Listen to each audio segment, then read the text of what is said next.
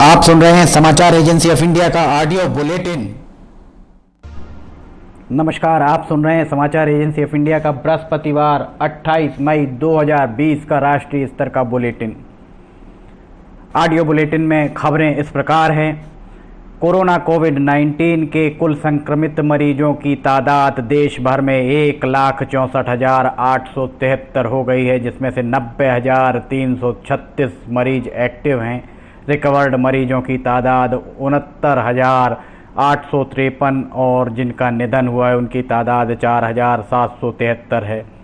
महाराष्ट्र में लगभग 2500 से ज़्यादा कन्फर्म मरीज मिले हैं। इसके बाद महाराष्ट्र में कन्फर्म मरीजों की तादाद 59,546, एक्टिव मरीजों की तादाद 38,948, रिकवर्ड मरीजों की तादाद भी आज बढ़ी है। लगभग 700 मरीज 698 रिकवर हुए हैं। इस तरह राज्य में कुल 18,616 मरीज रिकवर हुए हैं। 85 लोगों का निधन हुआ है। जिस तरह महाराष्ट्र में कुल 1982 लोगों का निधन हुआ है।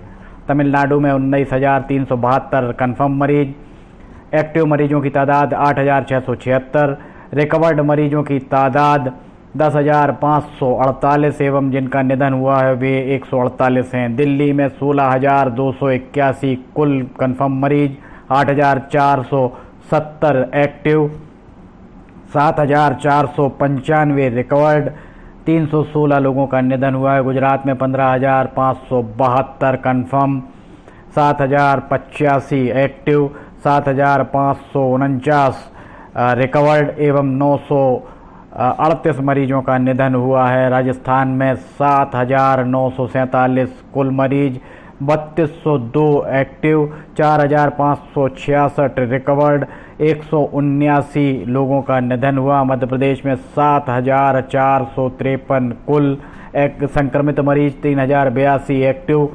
4,050 रिकवर्ड एवं 321 लोगों का निधन हुआ है। उत्तर प्रदेश में 6,991 कुल संक्रमित, 2,818 एक्टिव, रिकवर्ड 3,991 एवं 182 लोगों का निधन हुआ है। ये तादाद जो हम बता रहे थे, ये तादाद 5,000 से ज़्यादा जिन राज्यों में कुल संक्रमित मरीज मिले हैं वहाँ की थी। कैबिनेट सचिव के द्वारा कोविड-19 के सबसे अधिक प्रभावित 13 शहरों के नगर निगम आयुक्तों तथा जिलाधिकारियों के साथ बैठक कर स्थिति की समीक्षा की गई है। सरकार ने कहा है कि देश में करीब 30 समूह कोरोना वायरस की वैक्सीन बनाने के प्रयास में लगे हुए हैं। कोरोना वायरस से स्वस्थ होकर होने वाले मरीजों की दर बढ़कर अब 43% हो गई है।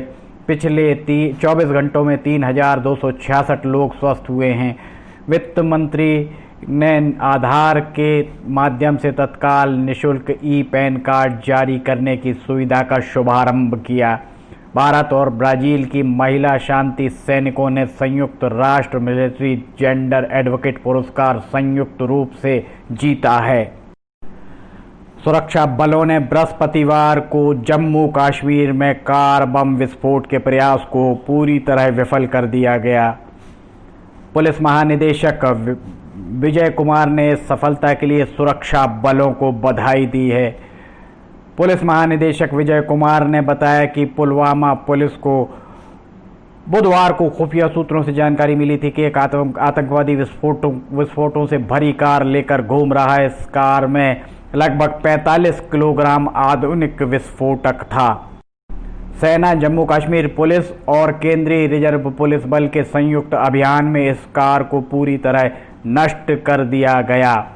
झारखंड में पश्चिमी सिंहभूमि जिले में मनमारू जंगल और कैंताई पहाड़ियों में पुलिस के साथ हो रही मुठभेड़ में 3 कट्टर नक्सली मारे गए हैं। ये नक्सली people's liberation front of India के थे। गंभीर रूप से घायल एक नक्सली को गिरफ्तार कर लिया गया है। अरुणाचल प्रदेश में सुरक्षा बलों ने बुधवार को चांगलांग जिले के मियामो बम आरक्षित जंगल में NSCN आइजक मुड़वा गुट के ठिकानों का पता लगाया है। खराब मौसम और दुर्गम इलाकों में चलाए गए इस अभियान में सुरक्षा बलों ने हथियार, गोला बारूद और अन्य युद्धक सामग्री भी बरामद की है।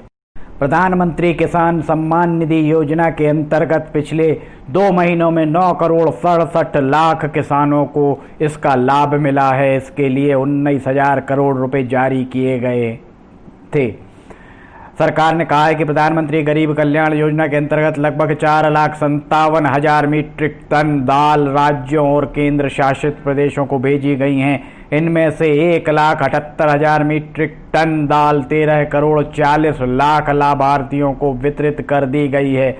सरकार ने घोषणा की है कि प्रधानमंत्री गरीब कल्याण योजना के अंतर्गत सभी कार्ड धारक लाभार्थियों को 1 किलोग्राम प्रति माह की दर से 3 महीने के लिए मुफ्त दालें 1,70,000 लोगों के बीच वितरित की जाएगी। प्रधानमंत्री नरेंद्र मोदी ने ऊर्जा के क्षेत्र की वित्तीय स्थिति में सुधार और इसकी कार्यकुशलता बढ़ाते समय उपभोक्ताओं की संतुष्टि पर जोर दिया है। प्रधानमंत्री ने बुधवार शाम बिजली मंत्रालय तथा नवीनीकरण ऊर्जा मंत्रालय के कार्यों की समीक्षा की। बैठक में ऊर्जा क्षेत्र की समस्याओं के निवारण के लिए शुल्क नीति और बिजली संशोधन विधेयक 2020 सहित नीतिगत पहलुओं पर विचार विमर्श किया गया। प्रधानमंत्री नरेंद्र मोदी ने विभिन्न प्रदेशों में बिजली क्षेत्र की समस्याओं, विशेषकर बिजली वितरण की ओर ध्यान दिलाया। वित्तीय स्थिरता और विकास परिषद की 22वीं बैठक वीडियो कॉन्फ्रेंसिंग के जरिए बृहस्पतिवार को नई दिल्ली में आरंभ हुई। बैठक में कोविड-19 के परिप्रेक्ष्य में वित्तीय स्थिरता बनाए रखने से संबंधित उपायों की समीक्षा की जा रही है। केंद्रीय वित्त मंत्री निर्मला सीतारमण इस बैठक की अध्यक्षता कर रही हैं। भारतीय आयुर्विज्ञान अनुसंधान परिषद ने कहा है कि पिछले 24 घंटे में कुल 1,19,976 नमूनों की कोविड-19 जांच की गई। देश में अब तक 33,62,136 नमूनों की जांच की जा चुकी है। देश में अब तक कुल 632 प्रयोगशालाओं में कोविड-19 की जांच की जा रही है। इनमें से 439 सरकारी और 193 निजी प्रयोगशालाएं शामिल हैं। पूर्णबंदी अर्थात टोटल लॉकडाउन की हिमायत करते हुए स्वास्थ्य मंत्रालय ने कहा है कि देश में टोटल लॉकडाउन लागू करने के अनेक फायदे हुए हैं। स्वास्थ्य मंत्रालय का कहना है कि इसका सबसे बड़ा फायदा यह हुआ कि इसने कोरोना वायरस संक्रमण के फैलाव की दर को बहुत कम कर दिया गया है। सांख्यिकी और कार्यक्रम कार्यान्वयन मंत्रालय के अनुसार पूर्णबंदी टोटल लॉकडाउन लागू करने से मौत और संक्रमण के फैलाव को रोका जा सका है। आरोग्य सेतु ऐप के रूप में महामारी से पीड़ित लोगों के संपर्क में आए व्यक्तियों पर नजर रखने की प्रणाली बहुत सुदृढ़ हुई है।